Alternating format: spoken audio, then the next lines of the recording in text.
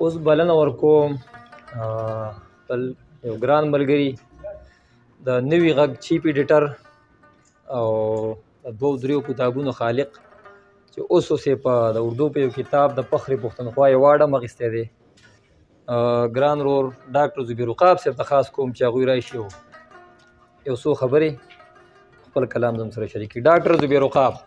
بسم الله الرحمن الرحیم. د ټولو اول خو خپلو استادانو، مشرانو، همزولو، ملګرو ټولو ته هرکلی او سلام.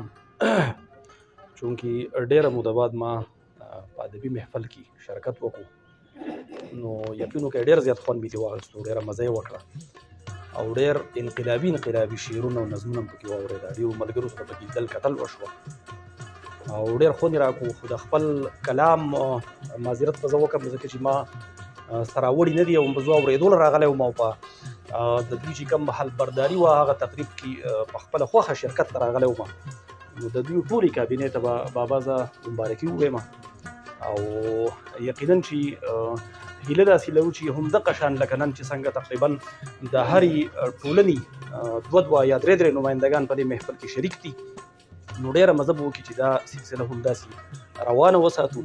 او زما په خیال چې زه اینما احسان الله احسان صاحب سوچ کوي کیدای شي چې دی په دې میاشت کې د پروګرام په خپل ځای کې کیږي داسې ښکاري راته.